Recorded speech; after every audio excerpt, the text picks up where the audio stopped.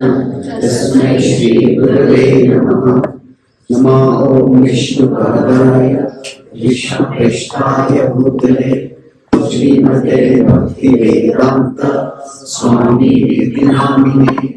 नमस्ते सरस्वती देवे गौरवाणी प्रचारिणे निर्विशेष शून्यवादी पाश्चात्य देशतारिणे। वाञ्छाकल्पतरुभ्यश्च कृपा सिन्धुभ्य एव च पतितानां पावनेभ्यो वैष्णवेभ्यो नमो नमः।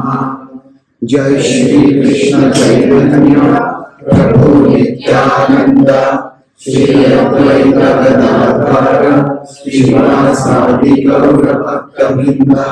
हरे कृष्णा कृष्णा कृष्णा हरे हरे, हरे Ram Ram Ram Hare Hare. Dear Lord, please guide us all so that we can learn to understand your pastimes and learn how to be patient in seeking understanding and not jump to conclusions that lead to misunderstandings. Hare Krishna. So welcome back. Today we continue our discussion today on the Mahabharata, and our focus today will be on the 15th day. Now, some events are more linked with other events in terms of the narrative, conceptual flow or the relational dynamics.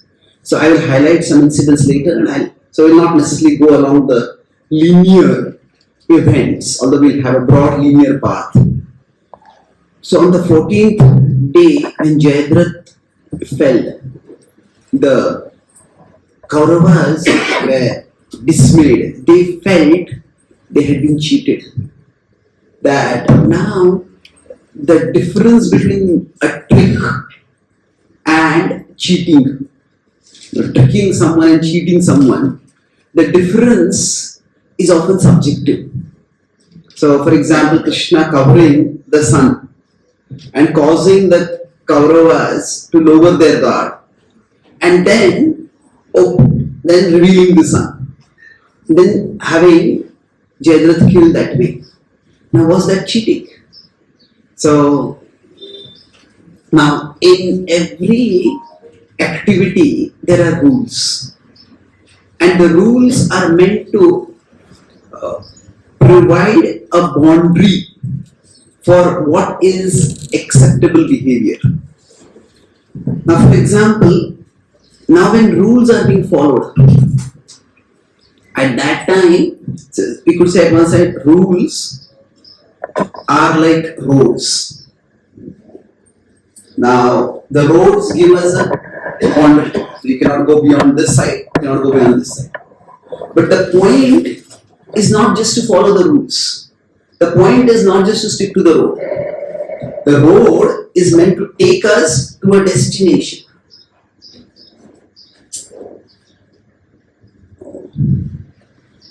So similarly, rules are meant for a purpose. So consider a sports like cricket. We are going to compare, say, war with sports. So now, do we glorify a player? Oh, this player throughout his life always followed all the rules. Well, yeah, you should follow the rules. But the point of playing cricket is not just to follow the rules. It is within following the rules, you learn to excel. So, just like the point is, when we are driving, not just to stick to the traffic rules. It is to get to the destination. So, like that, within the boundaries of the rules, one has to reach to a destination. So often religious or cultural practices which only impose the rules without telling what is the purpose of the rule sufficiently start seeming very restrictive and even repressive. So now in every sport there is always that element of tricking. Say for example, a bowler may set the field in such a way And all the fielders are concentrated on, say, the one side, the offside. And the batsman thinks the ball is going to come on the offside. And at the last moment, the bowler bowls the ball on the leg side. And the batsman is unprepared, and the batsman gets out because of that, unprepared. So in that sense, now we could say, is that cheating? No, it's not cheating. It's within the boundaries of the rules. But a certain expectation was set up, and then that expectation was subverted. So basically, now when we're talking about tricking and cheating.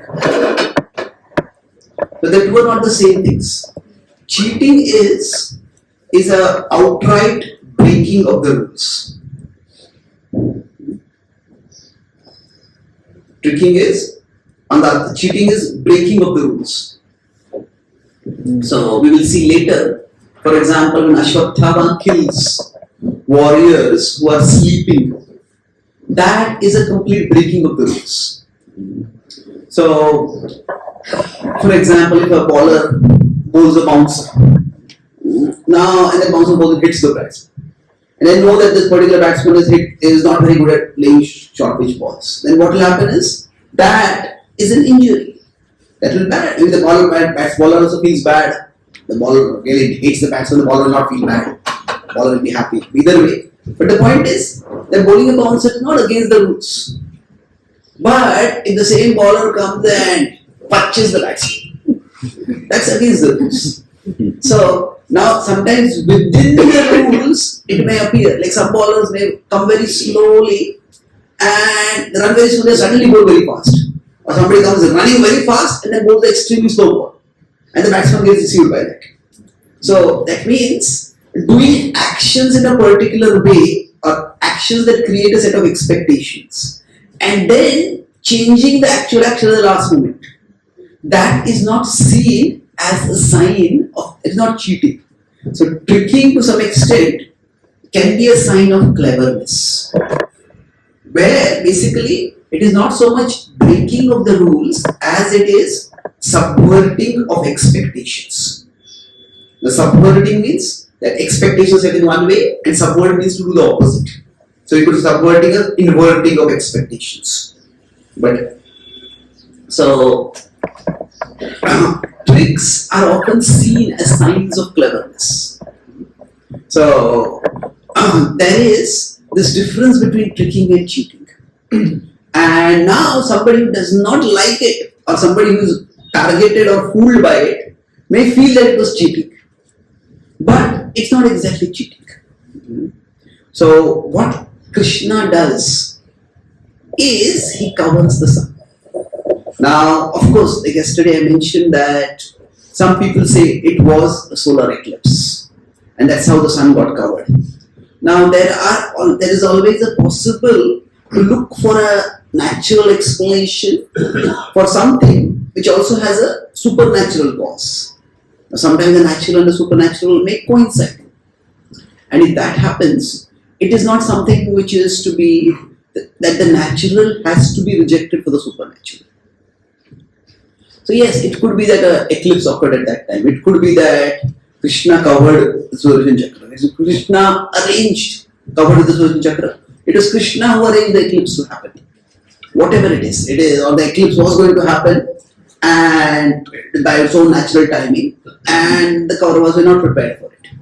So the point was that Krishna did not shoot after the sun had set. The Kauravas became so overconfident that they lowered their guard. So what Krishna says, that when something bad happens, we become dejected. And when something good happens, we become elated. But either way, extremes of emotions can distract us from paying attention. So it was not a breaking of the rules. But Duryodhana felt that they had been cheated. And therefore, he ordered that we have to get back at the Pandavas. And he insisted that they keep fighting. that although the sun set, they didn't stop fighting on that particular day. So when they kept fighting, am I audible still behind? So when they kept fighting in this way, the war went late into the night. And what he didn't realize was that there were people who were demons. And especially, now demon is both, when you talk about some demoniac mentality, that refers to a mentality. But demons are not just a mentality. So demons is both a physical structure, like there is Asuri Yoni, but then there is Asuri Prakriti. So the 16th chapter of the Bhagavad Gita is called as Daiva Asura Sampada. Sampada refers to the nature. So when you talk about demon, it can refer to the body that a person has, where they have horns coming out of their head, or their teeth coming out of their body, or it can refer to the mind. Now sometimes it may be that somebody has the body born in a demoniac family, but they do not have the mind that is demoniac. On the other hand, somebody might have the mind that is demoniac, although their body may be perfectly human. So we see, in one sense, the Mahabharata war was between two human families. So the Pandavas and Kauravas were both humans, but the Kauravas were of an Asuri pravritti. They were of a demoniac nature. Now, interestingly, both were humans and both had demons on their sides. There were demons. The demon on his Kaurava side was Alambusha, and the demon on the Pandava side was Ghatotkacha. So now, on the previous day, on an earlier day, Alambush had actually killed one of the sons of Arjuna, Irvan. And then, on this particular day, when the battle extended into the night, what happened was, the demons are often called as Nishachara. Nishachara means they move about at night, they gain power at night. So when Duryodhan extended the battle into the night, this was the day when Ghatotkacha exhibited his greatest prowess. Now simultaneously on the other side, Alambush also exhibited prowess. But this was Ghatotkacha's day, and Ghatotkacha eventually overpowered and killed Alambush. And then Ghatotkacha started destroying the Kaurava forces. He seemed utterly unstoppable. And it seemed as if this particular demon, who they all knew was an important warrior, was a formidable warrior, but who was formidable earlier seemed to be unstoppable. And then, at this particular time, Drona was engaged elsewhere in fighting with Arjuna. And initially, now that Karna had come into the battlefield, till this time, because of the strategies that the Kauravas had used, that is, they had wanted to sideline Arjuna so that Drona could arrest Yudhishthira. So Karna and Arjuna had not had a direct conflict till now. There had been some skirmishes, but someone else had challenged and they had got distracted. On the 13th day or on the 14th day also, when Arjuna was charging towards Jayadratha, Bhima had challenged Karna. And they had not fought on. Now on this day, it seemed that Arjuna and Karna would fight each other.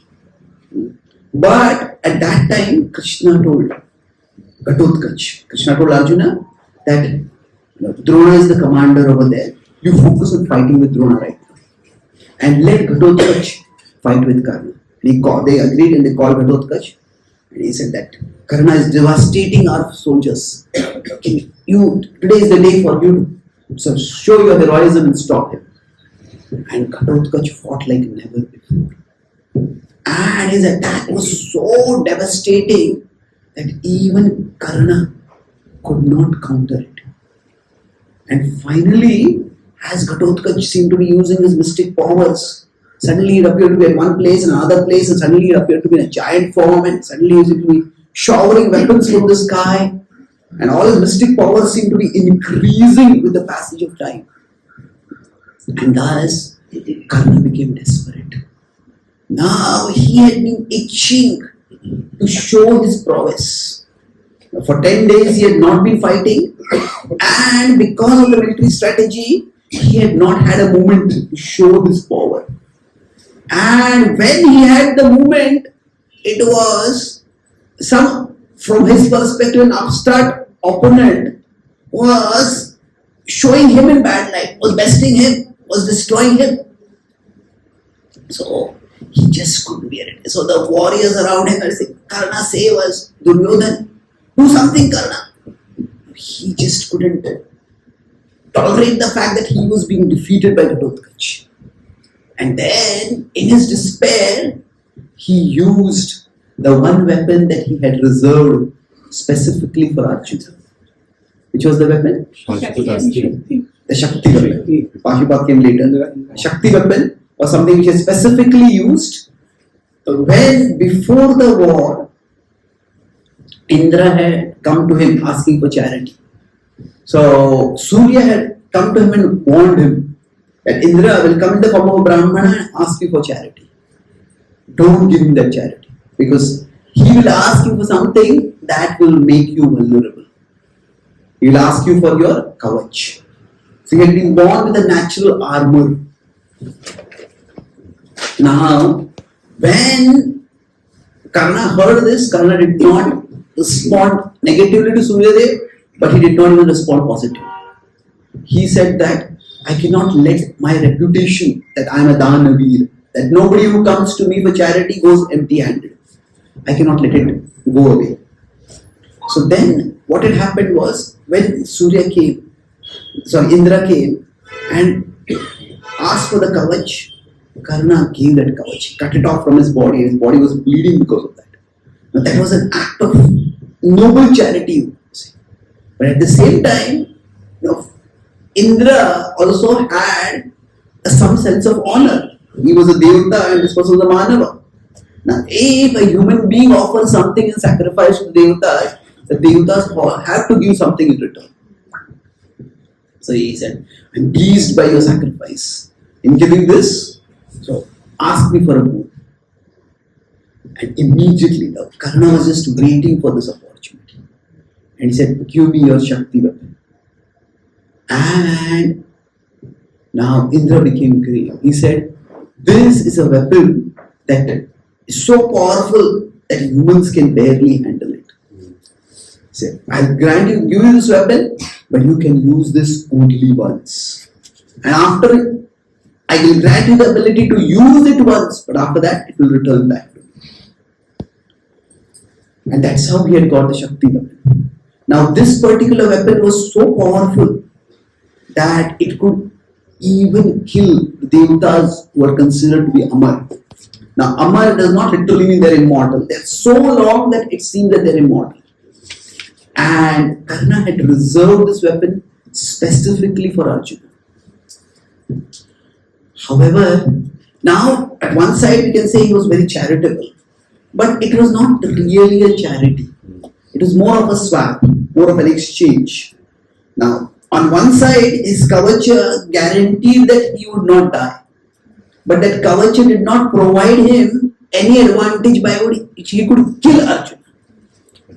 Now, his purpose in life, as a warrior, he knew that warriors always live on the border of life and death. They can die at any time.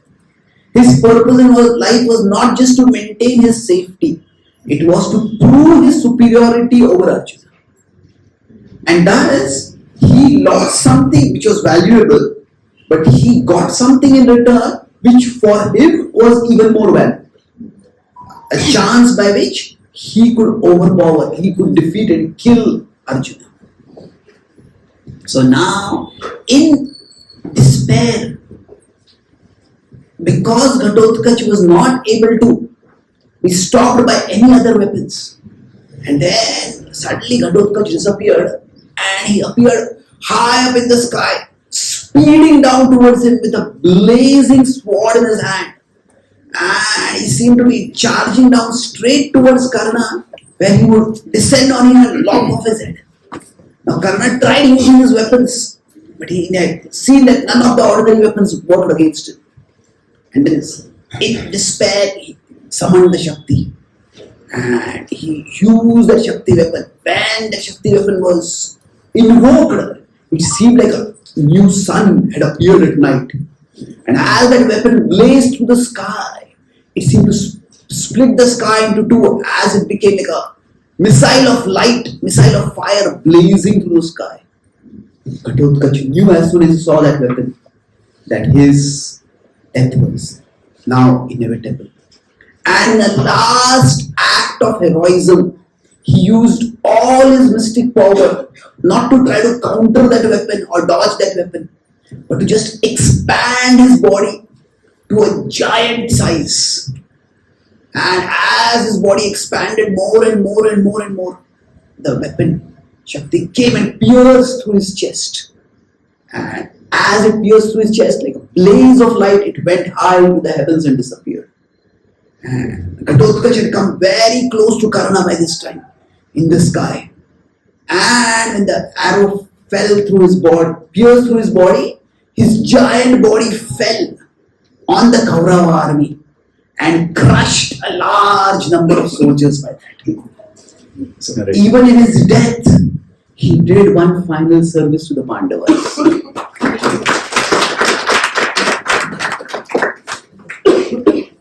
Now, all the Kauravas started cheering and they started glorifying Karna for his feat of heroism.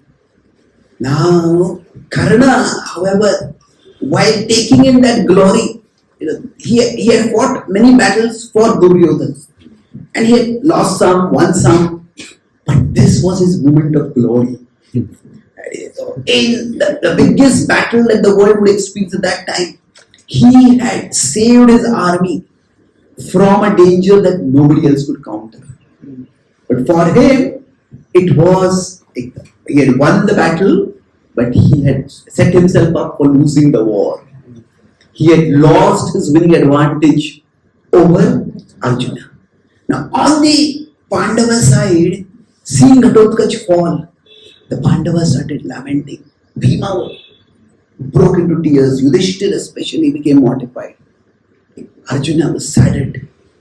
But shocking to everyone, Krishna started jumping on Arjuna's chariot and dancing and clapping and celebrating. Now Arjuna looked at Krishna and said, Krishna, your behavior is inexplicable. Have you lost your mind? How do you say it to God? But Krishna now turned towards Arjuna and Krishna put his hand on Arjuna's shoulder. He said, from the day I came to know that the Ghatotkacha had acquired the Shakti weapon, he said, I was filled with anxiety about your safety. This weapon is so powerful that it can even kill Indra or Shiva. Arjuna started thinking. He had known about the Shakti weapon, but he had thought, I have celestial weapons, I could counter that weapon with this weapon. And then he said, but if it had brought Ghatotkacha down in just one attack, it must be something really formidable. And then he thought, he said that Krishna continued that Karna had got this weapon just to kill you. Now that he has lost this weapon, he has become like a snake without its fangs. He said, now, not only are you safe, but your victory is more or less guaranteed over Karna.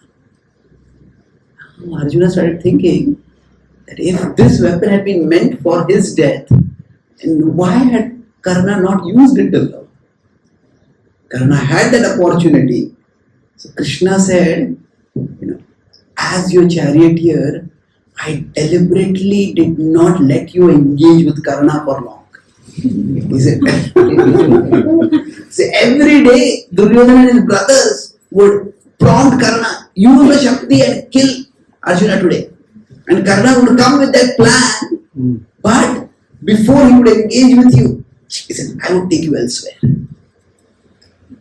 Now, Arjuna started thinking that when that was true, if Karna had challenged him, then Arjuna would have been compelled to stay and fight with him.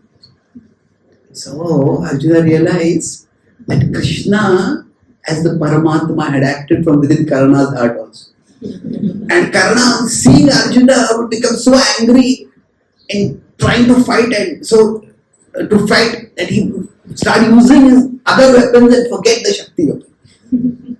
So that same theme, the Krishna is protecting us not just from dangers that we know, but dangers that we also do not know.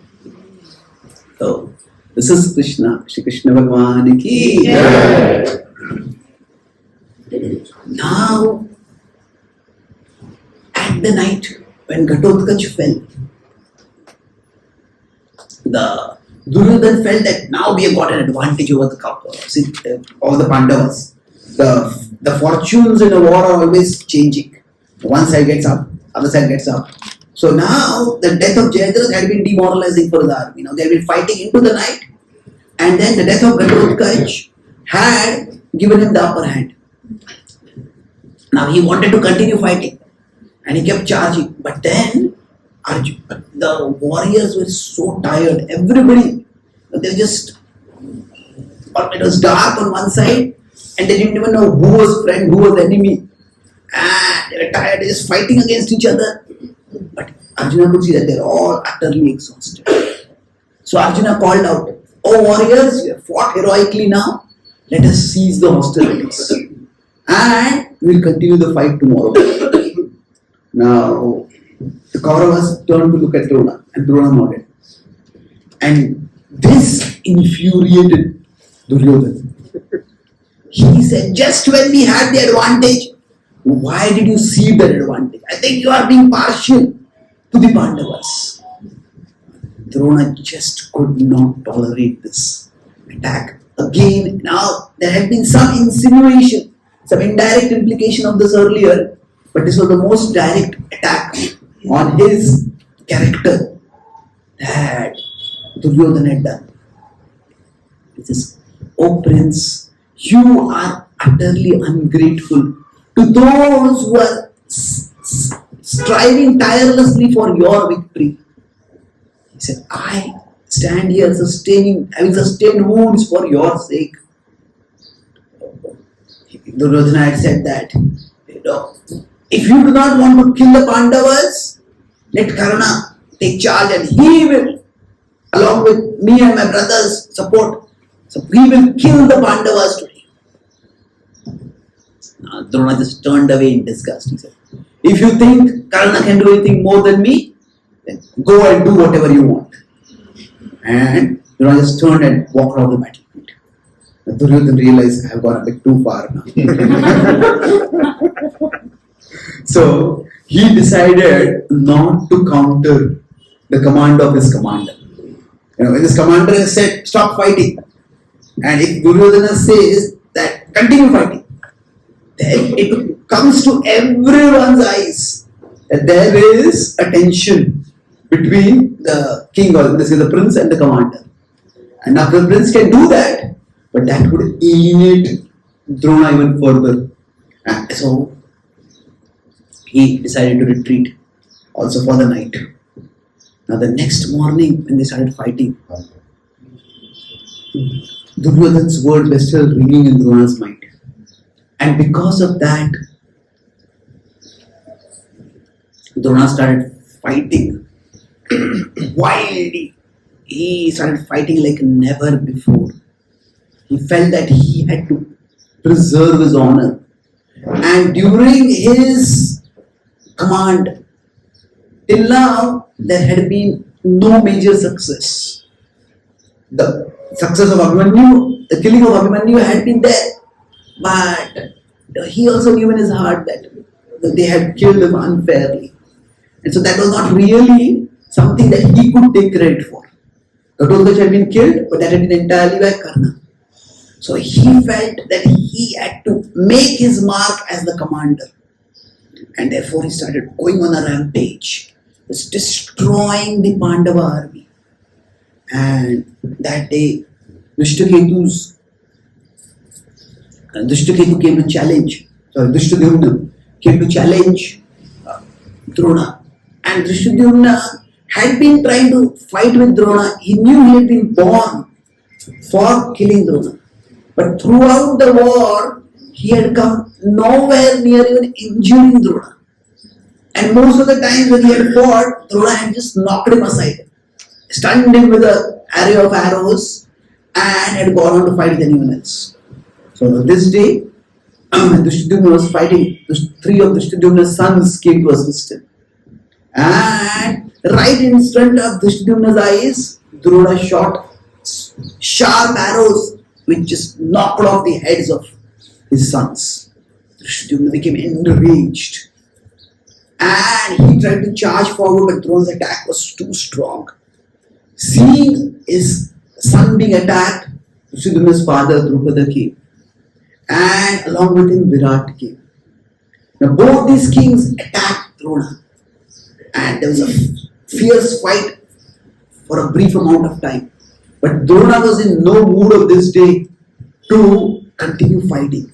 So he used celestial weapons and he killed both the kings. Drishtadyumna went wild with anger and agony. Right in front of his eyes, his sons had been killed and now his father had been killed. And the father whose wish that he killed Drona, that father had now been killed in front of his eyes by the very person whom he was meant to kill. He became completely frustrated with anger. And he charged toward Drona. But Drona just repelled him with a few arrows. And now Drona had become so angry. He got into that spirit of wanting to prove his might, that he started using celestial weapons. Now, celestial weapons are meant to be used against other warriors who have celestial weapons. But here he started using celestial weapons against ordinary soldiers. And when this happened, thousands of the Pandava soldiers ran away and killed. And as this happened, the Yudhishthir, Krishna, Arjuna, they had all been watching Drona on a rampage. They had been having their own fights. And Krishna had been telling Arjuna, you have to confront Drona. But when they saw that Drona had started using celestial weapons, so Krishna said, Drona has to be stopped at all costs right now. Krishna reminded Yudhishthir. So all the Pandavas had become such a crisis that all the Pandavas had assembled over there. Bhima was there, Arjuna was there, Yudhishthir was there. And in that emergency situation, Krishna said, do you remember what Drona had told you when you had approached him before the war, asking him how you can win over him? So he had said that I cannot be defeated. But on hearing some disagreeable news from some reliable source, I will lower my weapons and then I will be overcome. Now in this section of the Mahabharata, the language is a bit ambiguous.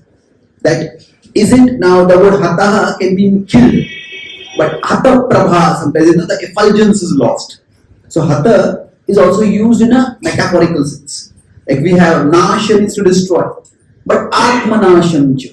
When it says atmanash, or we have atma yeke atmahanojana.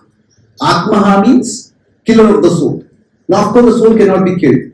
The soul's spiritual inclination, soul's spiritual propensity can be killed. So here they said that Drona has to be overcome. Krishna said, you, O Yudhishthir, have to tell Drona that Drona's weak point is his attachment to his son. You tell him that Ashwatthama has been killed. And then he will lower his weapons and then we will be able to overcome him. Only then will you be able to save your army. O Yudhishthir, Yudhishthira was hesitant. He says, how can I lie? How can I lie to my guru? So on hearing this, Bhima was feeling especially enraged because he was seeing their army being slaughtered and he was seeing that nobody was doing anything. So he charged up to Drona and called out to Drona, Ashwatthama has been killed. Now, just before, while this discussion was going on the Pandava side, Drona saw that the sages had appeared in the sky. And they said, oh Drona, what are you doing? You are using celestial weapons against ordinary soldiers. You have sinned grievously. Stop this at once. Stop fighting. It is enough now. So now this is using celestial weapons is in today's world like using some chemical weapons or biological or nuclear weapons against an enemy which does not have nuclear weapons. Now, if somebody starts using such weapons of mass destruction, then even today, such a head of state, such a king who is using these weapons, whatever way you use, kill that person. Stop that person from causing mass destruction. That is something which might be considered acceptable even today. Of course, nowadays, how much war ethics are followed is an open question. But the point is that this was something which raised not just concern at a human level, but also at a celestial level. Drona was troubled by hearing those words. Now, he had been fighting with Drishtadyumna, and he had got into the spirit of fighting. He was winning, and he wanted to go on that streak of winning. So he got carried away by it. Drona was not a wicked person by any means. But at this particular point, that surge of energy, that thirst for victory, that need to prove himself and prove his prowess as the commander. Especially if you remember, what had happened was, he had expected Karna to be the commander and he had been made the commander. And while he was the commander, in many ways Karna by killing Ghatotkacha had upstaged him. And he had been fighting with Arjuna, but he had not been able to get the better of Arjuna. So that need to prove himself was very strong within him. And when he heard Bhima's words, his heart trembled. But then he thought that Bhima is fickle. Now Bhima might lie out of jest or as a means of cheating. So he continued fighting. Now as he continued fighting, he wanted to, the children attacked him and he countered. Then again he used another celestial weapon. And this time that weapon just destroyed, spread fire around the Pandava army and destroyed thousands and thousands of soldiers. And Krishna told Yudhishthira, Bhima's words will not be enough. You have to tell Drona. And Yudhishthira came towards Drona. And then he said, Ashwatthama is dead. Now, knowing that Yudhishthira would still hesitate to speak the truth, Bhima had done something. Bhima had marched into the Kaurava forces and they had an elephant named Ashwatthama. And he had hit that elephant on the head and killed him. And thus, it says Ashwatthama is dead. Now, who is Ashwatthama referring to? So, is it Narova, Kunjarova? Was it a human or the animal? So now, when Yudhishthira spoke, Ashwatthama is dead. So, Ashwatthama hatohate, Narova, Kunjarova.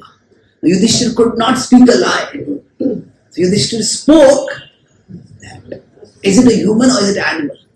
But at that particular time, a sudden sound came from somewhere. Some people say that Krishna blew his conch. And Drona couldn't hear. And Drona just fell on his chariot. How could Ashwatthama be killed? Yudhishthira could not lie.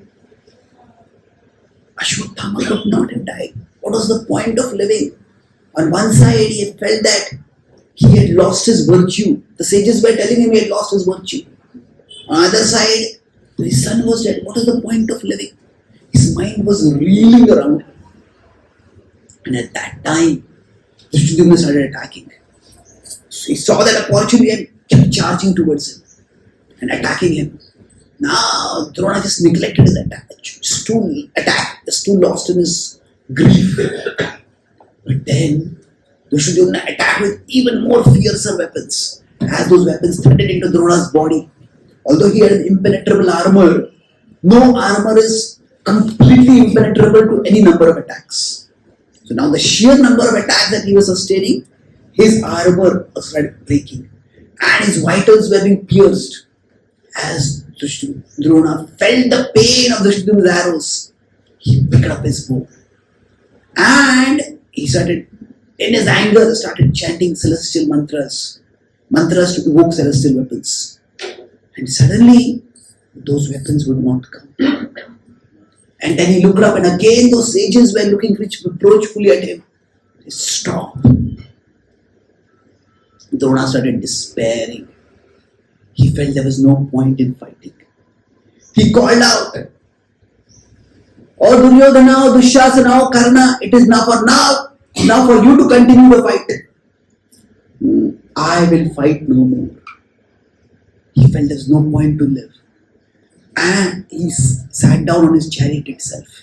He closed his eyes, started meditating on Vishnu and started chanting the Om mantra. And he felt that without his virtue and without his son, there was no point to live. And those who were the sages in the sky saw the soul leave his body, a streak of light, and go toward the higher regions. Now Drishtadyumna had not seen the Drona departing, the soul departing. He charged upon seizing this opportunity. Arjuna had thought that if Drona lowers his weapons, when Krishna had suggested this, Arjuna had been shocked. But then he had also been shocked to see what Drona had been doing, using celestial weapons against ordinary soldiers. So he had thought that when Drona would lower his weapons, they would arrest him. And they would keep that Guru in house arrest till the war got over. He had no desire to kill his Guru. But then, when he saw Drishtadyumna raising his sword and charging towards Drona, who was sitting motionless because of his yogic trance, his body had not yet fallen, the soul had departed. Arjuna screamed at Drishtadyumna, "Stop!" Seeing what he was doing, warriors from both sides, "Stop! Stop, Drishtadyumna!" This was unconscionable. It's utterly unacceptable. So, as Drishtadyumna charged toward Drona, he was so close. Within moments he was there. He grabbed Drona by his hair and pulled him up and raised his sword in one fleeting movement. His one sweeping movement, he cut off the head of Drona. And when this happened, everyone was aghast. Everyone started screaming, "Shame, shame!" The Kaurava side, even the Pandava side, they were petrified. Arjuna was incensed with rage to see what Drishtadyumna had done. The Kauravas, seeing Drona killed, seeing Drona lower their weapons, has itself been alarming. Seeing Drona killed was devastating. Not knowing what to do, all the warriors started fleeing. And this was utterly, unbearably unacceptable what had happened. And as the Kauravas were fleeing on the other side, they saw Ashwatthama coming back. Ashwatthama had been injured earlier and he had gone to treat his wounds and recover. And that's why when Drona had searched on the battlefield, Ashwatthama they did not see him. That's why he thought he may have perished. So Ashwatthama asked, "What is happening? Why are all of you fleeing from the battlefield? Surely some unthinkable calamity must have happened. Otherwise, you would not flee like this." But Duryodhana did not have the heart to speak to Ashwatthama. As he was just silent, Krupa came and he told, "Oh Krupacharya, please tell Karna, please tell Ashwatthama what has happened." And Ashwatthama, Kripa told that your father fought like never before. He destroyed the Panchala army, he destroyed the Virat army, he destroyed their kings, he destroyed their sons. He fought like never before. And seeing him unstoppable, the Pandavas tricked him by telling him that you were dead. And while he lowered his weapons and was sitting in meditation, dejected, that wicked Drishtadyumna came and lopped off his head. And that is why we are fleeing. Ashwatthama fell down in his chariot, crying in lamentation. But within a few moments, his grief turned into rage. How could the Pandavas have killed their own guru like this? Ashwatthama could not believe it. Now, the way Duryodhana spun the story, there's a very key difference over here. See, there is a difference between something which is cold-blooded and something that is hot-headed. So, cold-blooded is planned. It is very cynical, it is planned and it's filled with deception and cunning and intentionality. Hot-headed is something which is just under the rush of the moment. So now Drona's killing, was it cold-blooded or was it hot-headed? Well, it was now the lie was cold-blooded. Krishna had told and Yudhishthira had done that. But the killing was hot-headed. They're two very different things. Why? Yes, was it a wrong thing to do? Yes, ethically it was wrong.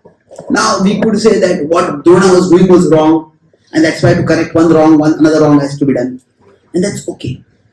We could make the moral reasoning like that. But the point over here is that Ashwatthama thought that all the Pandavas were in the conspiracy to cold-bloodedly kill their guru, and he just could not believe. Yudhishthira is supposed to be virtuous. How could he have lied to his own guru like this? What virtue can such a person have? Arjuna was the favorite disciple of my father. That was always a pain point for him. He was a son and he wanted to please his father. And he had tried his best. He was an excellent archer, but Arjuna was super excellent. And while one part of it did not like that, another part admired Arjuna. Arjuna was really a great archer, and Arjuna truly loved Drona. That's what he had thought. Then how could Arjuna have been in this plan to kill Drona? So he says, surely these Pandavas have lost all virtue, and therefore they need to be destroyed. They need to be killed. So here there was Duryodhana's. Now Duryodhana did not correct that conception, and Ashwatthama did not ask the Pandavas. We say it's a war, what is there to ask?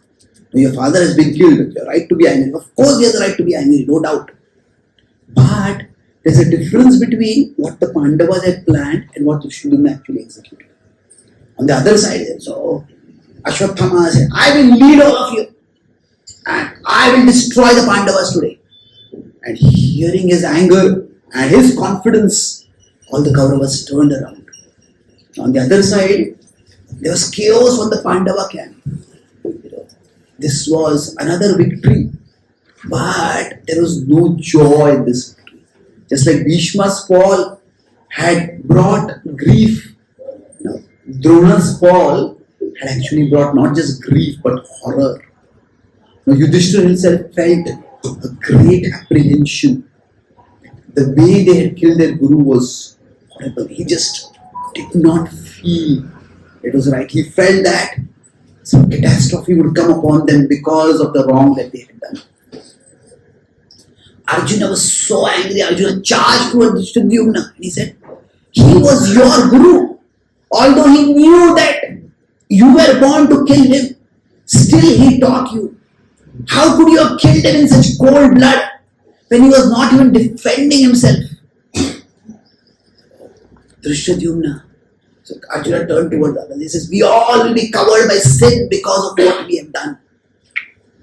And Bhima came to Drishtadyumna's defense. And Bhima said, oh Arjuna, instead of celebrating, why are you castigating your own forces? You knew that you would have to kill Drona. And you knew that you would not be able to do it. Drishtadyumna has done what he was born to do.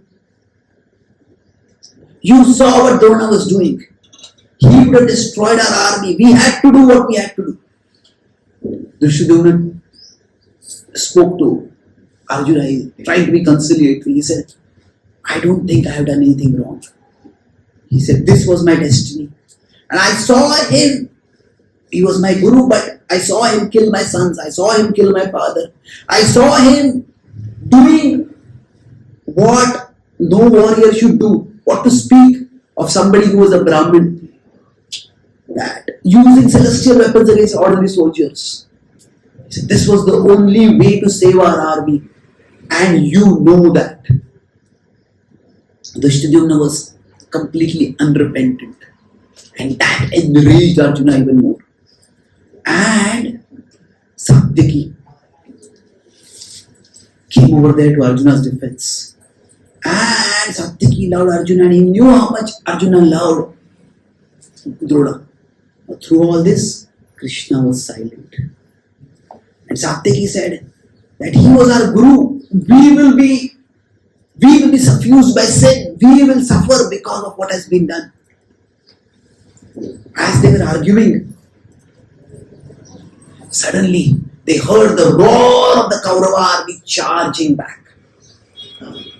And at that time, Bhima said that, oh Partha, do you want to keep arguing and fighting among ourselves? While the son of Drona comes to charge upon us to seek revenge. Well, Arjuna was still heartbroken. Arjuna realized that this was a far greater danger. And he had to fight this danger. So Ashwatthama charged forward. And Ashwatthama had acquired the Narayanastra. The Narayanastra was a weapon which he had been assured that nobody could counter it. And in fact, whoever would try to counter it, that person would be targeted with even more force by that weapon. And that person would eventually be destroyed. Nobody could counter that weapon. And he had not really been invested in the war so much that he wanted to use celestial weapons. He had fought fiercely. But he had no animosity towards the Pandavas. He knew that his father loved the Pandavas. And he appreciated begrudgingly that the Pandavas were great warriors and that Arjuna was the greatest archer. Arjuna was dear to Drona. But now, while he had fought till now diligently as a duty, now it was out of anger and hate. He felt that the Pandavas had sinned grievously. And this is the human mentality. When we feel that others have done wrong to us, we feel that we are justified in doing wrong to them. And then, this because they have crossed boundaries, we can also cross boundaries. So, without waiting to challenge any one particular warrior, again going back to celestial weapons, the celestial weapons are to be used by one warrior against another warrior. But without waiting to challenge any particular warrior, Ashwatthama discharged the Narayanastra. And it started, that one weapon started expanding into hundreds and thousands. And the whole Kaurava Pandava army started getting destroyed by that single weapon. And Yudhishthira was already deeply conflicted by what had happened. And seeing his army being destroyed, he said, this is the consequence for we having wronged and killing our Guru. He called out to his soldiers. He said, flee as you can, O soldiers. This weapon cannot be defeated. I give up my cause of fighting. Now, as he was speaking like this, Krishna came up to him. And, "Oh king, stop speaking like this." And he told me, Krishna got off the chariot and he said, "This weapon cannot be defeated. But," he says, "this weapon can be dodged." He said, "This is the weapon of the mighty Narayan. And stop trying to fight against it. So put aside your weapons and lie down on the ground in prostrated obeisances to the weapon of Narayan. And this weapon will whiz over your heads and not hurt anyone who offers prostrated obeisances to the weapon."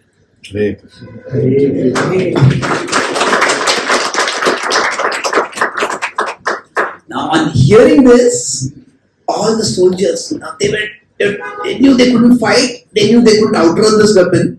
So they decided, Krishna was telling this, all started doing it. Everybody started going down. But one person refused. Who was that? Bhima. He said, he looked around and said, "Have all of you become cowards? The battlefield is a place where you lie down only when you have been killed. Rise and fight." And then he stayed. He said, "If you don't fight, I alone will destroy this weapon. I alone will defeat this weapon." And he was fighting. And because there were no other soldiers over there, so at that time the entire power of the weapons started concentrating on Bhima. And Bhima's whole body started burning. Bhima was proud, and although his body was burning, he did not show any pain. And he kept moving forward to try to attack, to reach Ashwatthama. He knew that if he could reach Ashwatthama, he would destroy him, and that would stop the weapon. So Krishna and Arjuna, both by staying low down, both of them ran towards Bhima. And Arjuna told, "Oh brother, if there had been any other way to fight with this weapon, I would have fought it." And Krishna came there and Krishna took Bhima's weapons away from him. And Bhima was burning. So Arjuna discharged, from below itself discharged the Varunastra to get a pour of water, a shower of water on Bhima's body. And Bhima was on one side blinded by rage, on the other side he was blinded by pain. And when Krishna just pulled him down, and Arjuna pulled him, and both of them got Bhima to come down. And then the Narayanastra was whizzed on and on and on. But there were no adversaries on the battlefield. And seeing no adversaries, that weapon ceased. And like the Shakti Astra which had been given to Karna, this Narayanastra also had been given to Ashwatthama by Drona for one use. He had been told that use it only when your life is in danger. Now, this kind of extremely strong celestial weapons were given very carefully to human beings because they could be terribly misused. So it's like if a country has nuclear weapons, then we don't want hot-headed heads of state to be operating those nuclear weapons. So those which have to be level-headed. So Drona had had hesitated in giving celestial weapons to Ashwatthama. At the same time, out of his parental love for his child, he wanted his safety. So he told him, "I'll give you these weapons, but use them only in extreme emergencies." But in this case, Ashwatthama felt that I was right in fighting, in using this weapon, because the Kaurava Pandavas have done such a horrendous wrong that they deserve to be killed. Now that weapon ceased and the Pandavas rose again. And Ashwatthama was enraged. And Duryodhana told him, "Oh Ashwatthama, use the Narayanastra again." And Duryodhana didn't have any mystical weapons, he did not have any knowledge also of much mystical weapons. Like he had told Bhishma, "Make 5 more arrows with mystic powers." So Ashwatthama was seething with rage. And he said that, I cannot do that. He tried to use another celestial weapon. He used the Bhargavastra, and then Arjuna this time countered that astra. And when he countered that weapon, at that time, Ashwatthama felt so crushed. He felt that he was right in punishing the Pandavas because they had done something so terribly wrong. He felt that if I am right, why am I not succeeding? He just couldn't comprehend what was happening. Just got off his chariot and he said, all is illusion. Nothing in this world makes sense. And he just left the battlefield. When he left the battlefield, at that time, in the Mahabharata. So yesterday I had mentioned that when Yudhishthira was very agitated. So according to some renditions of the Mahabharata, that Yudhishthira's agitation happened after Abhimanyu was killed. According to some other, it was after Ghatotkacha was killed. At that time Yudhishthira rushed through. But at either time, basically Yudhishthira was pacified by Vyasdeva. And Ashwatthama fell at the feet of Vyasdeva and said, my father has been killed by the virtuous Pandavas in the most vicious way. And my weapons which are undefeatable have been thwarted. I don't know what is going on. So Vyasdeva was very calm and grave. And he said, O child, O son, Arjuna and Krishna are actually Narayana. That it is the eternal Vishnu who has come here. And no one can defeat him. The Narayanastra cannot work against Narayana. Now, Ashwatthama had heard that Krishna is God, but he had not really dwelt on that much. He heard Vyasadeva's words, but he couldn't accept those words. He said, if Krishna is God, why would Krishna do something so unrighteous? Why would Krishna want the Pandavas to kill Drona? Since Drona was their guru, why would they do something like this? So he didn't wait while Vyasdeva spoke. He just offered his obedience and walked away from there. And that sense that I have been wrong, that went deeper and deeper and deeper within him. Now, two things over here. Kripacharya did not tell any lies over there. Like Duryodhan later on inflamed Ashwatthama more and more. The Pandavas have killed your guru. Now Ashwatthama, what the Kripa told is Drishtadumna killed. But there was a subtle difference. And more importantly, we could say that generally we don't speak bad about people who are dead. So nobody told Ashwatthama that Drona had used celestial weapons against ordinary soldiers. So what happened was, he heard only one side of the story. And because of that, he felt that these people, they did something so bad. How could they have done something so bad? And because they have done something so bad, they have to be punished, no matter what the means used for it. So I will go toward the end right now, because this particular narrative goes on, that on the 18th day, when finally Duryodhan is felled, and Ashwatthama comes over there, and Ashwatthama hears that Duryodhan has been hit below his waist on the thigh, which is against the rules of fighting. We will later discuss why that was done and how it was done. But this becomes the point where he feels whatever has to be done has to be done. These Pandavas have lost all sense of morality, and therefore they have to be killed.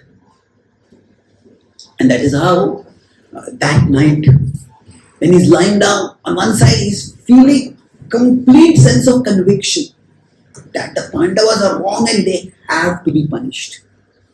And this is, sometimes the enemy of truth is not ignorance. The enemy of truth is certainty. Is certainty. The assumption that what I know is right. That is often the greatest enemy of knowing what is right. So you get the truth and falsehood. They are opposites. If we know something is false, we don't know what is true. But the greatest obstacle to knowing the truth is the assumption of certainty.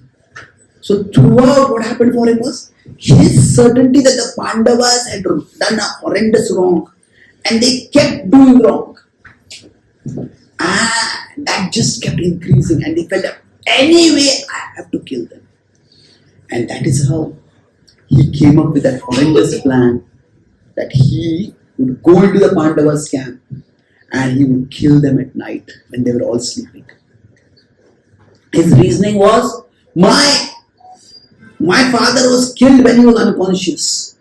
So if they didn't hesitate to do this, why should we hesitate?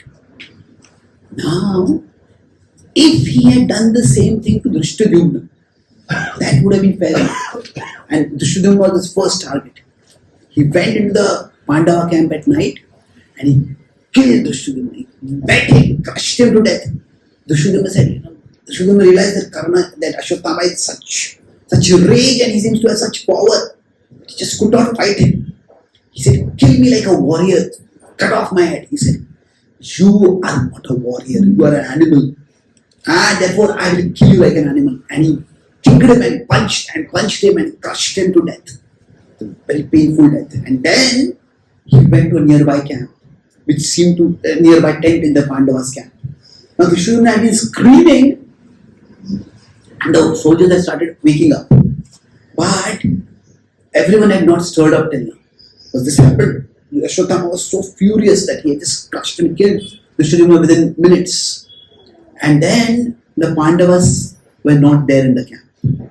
We'll talk about that later. But he thought the Pandavas were there, and he used a sword and he killed off the Pandavas' heads. Cut off the Pandavas' heads. And then by this time the soldiers started waking up and he started killing all of them. He destroyed everyone. Practically no one remained in the camp. And then Ashwatthama came back. And he felt that he had done something right. And he carried the heads of the Kaurava, what he thought were the Pandavas. And when he picked up those heads itself, he realized something is wrong. They seemed to be very light. And he looked carefully and he realized these were not the heads of the Pandavas. They were the heads of the Pandavas' sons. And even he felt horror. Since they were like his nephews, they were like his children. So I killed them by sleeping. Yeah. But he thought that, let me go to Duryodhana. He had told Duryodhana, I will avenge you, I will destroy the Pandavas. And he went with those heads. And when he came with those heads to Duryodhana, he told him, I have killed the Pandavas. Duryodhana had been lying in utter agony. He knew that he was going to die, but while it had been a fatal blow, it had not been a blow that would kill immediately. He was lying in excruciating pain. So he gave the heads, and Duryodhana immediately took the head of Bhima. And although his thigh had been injured, his arm still had power. And he pressed it, and the head crushed. He says, this is not Bhima. These are not the Pandavas. These are their sons. And this is one rare moment where Duryodhana expresses awareness of a bigger picture. He said, what have you done? They were the only surviving descendants of our Kuru dynasty. He said, now, till now the Pandavas had got to the Kuru dynasty, you want to kill them. But it seemed that awareness was there for him. And he said, you have wiped out our entire dynasty. What have you done? Thinking like this, Duryodhana started singing to such lamentation that he died. And Ashwatthama felt completely crushed by that. He said, what have I done? Then we know later on, Ashwatthama in despair tried to kill. He felt so angry with the Pandavas, he wanted to please Duryodhana. And when Duryodhana got angry with him, he got angry with the whole Kuru dynasty itself. He said, because my father got involved with this Kuru dynasty, that's why he was killed, and that's why he said, I will end the Kuru dynasty itself. And that's why he tried to kill Uttara's womb. And this was an even more heinous act. But what this incident now, he was cursed was cursed by Krishna later on to wander on the earth aimlessly, and he was robbed of his effulgence, the jewel that he had been given. But while what Ashwatthama did was utterly despicable, it is that Ashwatthama is not considered a totally evil character, the way, say, Duryodhana was. Because what happened was, this is where I'll conclude with this, that there is that saying, hurt people. When people are hurt, they hurt others. Hurt people. The first hurt is an adjective, the second hurt is a word. People who are hurt others. Now this can cascade downward. So because you hurt me and you did something wrong to hurt me, so I will do something far worse. And if you do something far worse, I will do even worse. And that way it just goes down. So Ashwatthama is a tragic example. On one side, what he did was utterly unacceptable and despicable. Yet, why he did it, there is a tragic logic to that. And that was based on his one-sided reading of the situation. His one-sided reading was, the Kaurava, the Pandavas did all the bad things. And they kept doing one after another bad things. And that's why they deserve to be killed. So, yes, Ashwatthama, in the Vedic tradition, nobody is considered permanently condemned. And Ashwatthama, while he was punished by Krishna for his horrendous actions are not to be denied. But still, he is considered that after he had served that sentence, that he is considered to still be a virtuous person. And many times in Vedic Yajna and Karma Kanda sacrifices, Ashwatthama is one of the persons who is invoked. In fact, Ashwatthama is said to have become in future, Vyasdeva sage. So the point is that what somebody does, if it is terrible, it is terrible. But a terrible action, does it make a person terrible? Sometimes yes, sometimes no. So this is a very tragic storyline, but it is a very important lesson over here. The lesson is that sometimes we rush to judgment. People often, nowadays in Rishikesh there's a lot of Westerners coming, so I go to Rishikesh 2 or 3 times a year for outreach. For Western outreach, Rishikesh is known as the world yoga capital. But nowadays people don't go so much for yoga, they go there for bungee jumping and other kind of adventure sports. Now, jumping from the top of a mountain hill, cliff can seem very dangerous. Most of us may not want to get into such danger. But the most dangerous form of jumping is jumping to conclusions.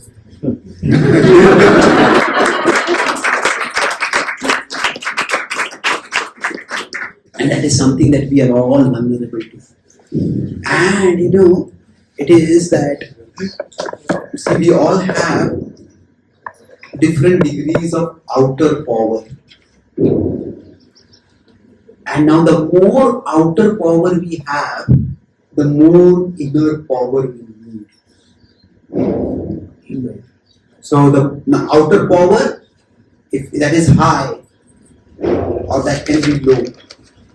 The inner power can be high, or inner power can be low.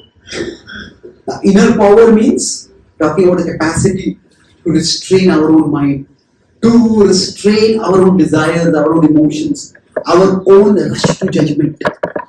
So, if somebody has outer power and they lack inner power, if somebody lacks outer power and inner power, then they are more or less harmless. They really can't do much. They may be impulsive, they may get angry also, but even their anger is ineffectual. They just can't do much with their anger because they don't have much power. Now, a small baby may get angry and the baby may kick its mother. But the baby is so small that the kick doesn't hurt it. The baby is, can't really say the baby doesn't have inner power. The baby is just not grown up enough. The baby is not even aware at that point. But a person who has no outer power, no inner power is relatively harmless. If somebody is a weak person and that person is got mad because of some reason. then they can't really harm you much. Now, the person who has outer power and inner power, now that person is truly empowered. That means that that person has power and they know when to use that power. So they will be able to use that power carefully. Now there is no virtue in being weak. There is no virtue in having no power.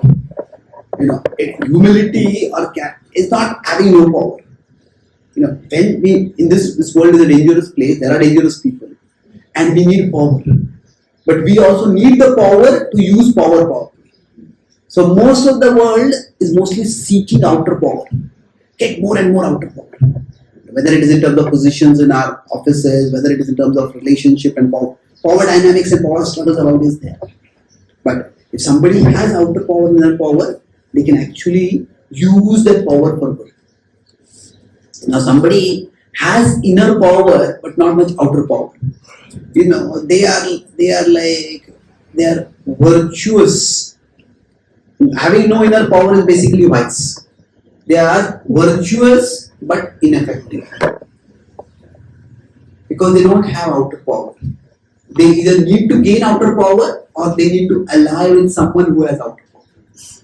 So Brahmanas are expected to have inner power. But unless Brahmanas ally with Kshatriyas, they cannot do much. They cannot really do much good to the world. In emergency situations, the Brahmanas themselves, like in the case of King Durga, now King Vaina, the Brahmanas themselves assumed outer power and they crushed the king. So in Kali Yuga, because Shringi abused the Brahmanical power to curse a virtuous king, one of the results is that the Brahmanas have lost that outer power, that capacity to curse, that they have lost. So now in today's world, Brahmanas have inner power, but they do not have outer power. Like we were talking about the situation in Bangladesh. We are not people who are, just because we get angry, we become violent. The way we have been trained, we are not violent even against animals. They want to speak of human beings. But that doesn't mean people are going to be violent to others. So we may have inner power, but if we lack outer power, then we will be virtuous, but we are ineffective. So Brahmanas either need to align with Kshatriyas. Now if somebody has outer power, but they lack inner power, they are the most dangerous. And Ashwatthama becomes an example of this. Now we could say Ashwatthama was not a hateful person. It is not that he was evil. But Ashwatthama, what happened is, he goes this way. Now of course later he comes back and becomes virtuous like this in the next life. But Ashwatthama's journey is such that he starts abusing his inner power or outer power because he feels that I am right. My cause is right and other people are wrong. So he ends up getting a very black and white vision. The Kauravas, the Pandavas are wrong. And the Pandavas deserve to be punished. I am right, my cause is right. And therefore whatever I do to get to my cause, that is right. And I will do it. So that's why his lack of inner power, what is that? Lack of inner power is basically, in this case, not so much lack of self-control, that is there no doubt, but lack of inner power could be in terms of our desires, but even more damaging. See, generally when we have desires which are bad, we all know, say if somebody is becoming lusty or somebody is becoming angry and they are going beyond the boundaries of dharma or boundaries of civilized behavior, some part of them knows that what I am doing is wrong. So generally, whenever desires overpower us, it is temporary. Because after the surge, after that urge goes up, and it makes us do something wrong, and it goes down and we realize, what did I do?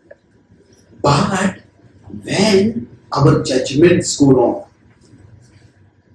that is far more dangerous. Because at least in this case, what happens is that our buddhi is just temporarily overpowered. in the case of when our judgments go wrong, it is our buddhi that becomes perverted. It becomes, in this case, our intelligence is sidelined. Sidelined means that it is just pushed aside and the desire rushes forward. But when the judgments go wrong, it can stay, it's far more lasting. Why? Because the intelligence here gets not just sidelined, but subverted. Subverted is distorted, perverted. Krishna says in the Bhagavad Gita that lust, kama, which refers to any self-destructive desire, it exists not just in the senses, not just in the mind, but also in the intellect. Indriyani manobuddhir asyadishthani uchate. So, when intelligence comes to the level of the buddhi, that is the most dangerous. And that is what unfortunately happens to Ashwatthama. So, that outer power that he has been given by his father, who is also his guru, that he ends up abusing in a monstrous way because he rushes to judgment and thus he loses his inner power. So, in one sense, the Kurukshetra war ends in a very tragic way. We'll move toward that. But Drona's death and his fallout of that death, it goes on further and further. Ishwar Prabhupada in the first canto of Srimad Bhagavatam, the 7th chapter, which is the introduction to Krishna Lila, in the first canto, he titles it as the son of Drona punished. Not so much as Ashwatthama punished. Why the son of Drona? Because Ashwatthama is doing what he is doing because he feels angered by the death of his father, by the way his father was killed. And for the Pandavas also in dealing with Ashwatthama, let's say that he is killed sleeping warriors, what is there to think about again? But the fact that he was the son of Drona, the fact that he acted out of a feeling that his father had been viciously killed, that plays a role in the decision that is being made.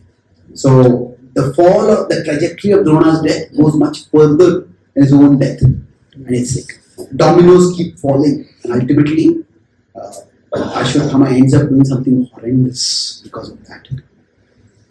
So I'll summarize what we discussed today. So we discussed 3 main points. The first was, I started by talking about Karna and the Ghatotkacha, that how that particular incident, Krishna protects us from unknown dangers also. And that unknown danger for Arjuna is that Karna had a Shakti weapon whose power Arjuna had not recognized. And Krishna arranged for him to protect him. Because of that, Drona felt even more pressure. Drona, because what happened was, he had no victory to his credit. Yes, he could say Abhimanyu had been killed, but that was more like a trick and a trap. So actually here also we discussed in the beginning, the difference between trick and cheating. They are not the same thing. So what the Pandavas had done was they tricked the Kauravas. But the Kauravas in killing Abhimanyu had been cheated. So no victory to his credit. And on the other side, there was also the pressure, the accusation from Duryodhana. So both of these led him to do something terrible. He ended up using celestial weapons against ordinary warriors, ordinary soldiers. And now this is what ultimately led to the Pandavas decided, Yudhishthira decided that we have to kill him. And we have to stop him basically. Now that's why there's a little ambiguity. Now, was it cold-blooded? Yes, the lying was cold-blooded, it was calculating. So cold-blooded lying was there, but the actual killing, the lying was a collective plan of everyone. But the killing was a hot-headed action of everyone. Of everyone? No, of one person, of the Shurula. So now, then last point is about Ashwatthama's self-righteousness. That he felt that I am right and therefore whatever I do to punish these wicked Pandavas will be right. So that is where he ended up doing something terribly wrong. So normally we think of truth, the opposite of truth is falsehood. And that is true, but sometimes the opposite of truth can be certainty. That I think I know, therefore I don't need to inquire any further. So he just heard one side of the story, and because of that, he felt that I was doing the right thing. I have, whatever I do for killing the Pandavas, it is right. And thus he ended up is jumping to conclusions. That we discussed how that is such a dangerous jumping.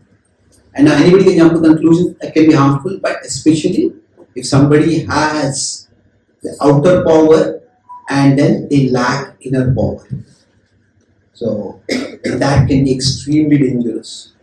Now, not having inner power can be in terms of not having power over our desires. That is bad enough. But what is worse is not having power to come to judgments properly. Then that means our intelligence itself gets perverted. And then that is extremely difficult to deal with. So while the whole storyline itself is tragic, but there is a very valuable lesson over here. That two lessons we could say. One is that don't rush to judgment. Try to get all the facts. Don't assume that we know. And this becomes all the more necessary when we have significant power. The more outer power we have, the more inner power we need to be able to responsibly use that outer power. So let us pray to Krishna that in His service, while functioning in the world, my dear Lord, please bless me so that whatever power I have, I use it carefully. I don't let my desires or biases mislead me in using my power. And while I seek outer power to do more service to you, let me remember that to do actual service to you, I need inner power much more.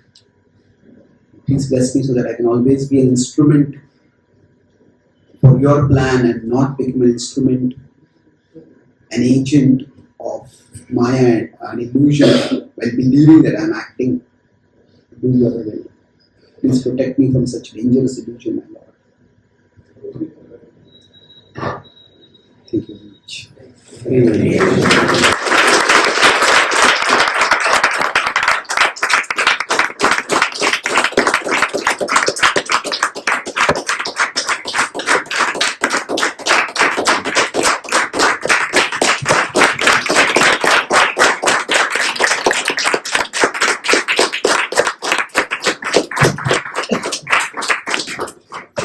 Hare Krishna, Hare Krishna, Hare Krishna, Krishna Krishna, Krishna Krishna, Hare Hare, Hare Hare, Hare Ram, Hare Ram, Ram Ram, Hare Hare. I was just feeling by Mahabharata only has few characters. Because we had more characters, so you have to stay for more time with us. One by one. Yeah. So, words can't express, like yesterday was saying, when you're actually speaking on the battlefield, the explanation is so lack of words, dramatic and what can you say? So live. If I just put it as just live, you're taking us live to Kurukshetra in many ways, and that's actually helping us understand the gravity of the situation. How many can be misunderstood? How many can be misjudged? And like biggest jumping is that jumping to conclusions. So many misconceptions are there when it comes to Mahabharata. And the reason I was actually thinking when you were coming here to take this series is because those questions really trouble us. And sometimes they affect our faith also. Yeah. So Prabhuji, there are many questions from today's session also. I personally have written 4 of them. And I'm sure many of you are also writing this session. So what I am planning, I'll discuss this later, is may the next Sunday be like a podcast, actually like a podcast, where we will accumulate all the questions from every month, put them in a, like common questions, we'll try to combine them through, and we'll have like, permit me, I'll ask you on their behalf. Is that okay? Yeah. So if I have a request, we can set a Google form in the Gachibowli Satsang group, asking people to put just a question, right? any questions. And you all can put your questions by maximum Sunday night. So that I'll have some time to accumulate them also. Saturday night. Yeah, Saturday night. Yeah. So that let us clarify whatever is the confusion we have. And actually the character of Drona, some areas which I was hoping you'll touch upon. Maybe we have extra time now, so we can think Prabhuji about Drona's exchange with Drupada. And Drona's saying no to Karna for educating him. Ekalavya is anyway, one of the stories. And Drona's, why did even Drona submit to Dhritarashtra? He had no obligation like Bhishma. And his silence towards Draupadi, his own sisters. And how did he empower Kauravas when he knew that their intentions are not right? Even while coaching, as a guru we say, right? I mean, what is that? Vidya Vinayam. If there is no Vinayam, there should not be given Vidya. He kept on giving Vidya, still in spite of knowing that the intentions are not good. So there are many things about, that make us conclude on Drona, especially Drona, in many ways, which can be clarified by you. If you want to add one more session on Drona, because we have extra time now. If you want to, or we can do it as part of the Q&A, where I'll bring up these questions about Drona, and anything else also you can take it forward. So I know it's office time for many of us. So thank you very much for coming. It was a wonderful, yet another morning with HG Chaitanya Charan Prabhu. Let's thank Prabhuji for his heartfelt expression and explaining of this Mahabharata Katha for all our benefit. 3 loud and enthusiastic. We cannot get this. We cannot just get this kind of katha unless the speaker is wanting to give it to us. There are many people who speak Mahabharata, but it's somewhere they are worried about subscriptions or comments or popularity or something. But this katha was really, to benefit all of us, and especially this you will never see anywhere. We have heard of katha, but the lessons, how we can implement it in our lives, is very unique. And someone was telling Prabhuji that you should write a book, those 18 days. Something like that. But we still have these lectures, their live book in itself. So please share it with your friends, what we are recording here. So everybody benefits and understands how great our history is, how great our warriors were, great personalities were. Hare Krishna. Thank you very much. Please go. Next up is 5-10 minutes. Yeah.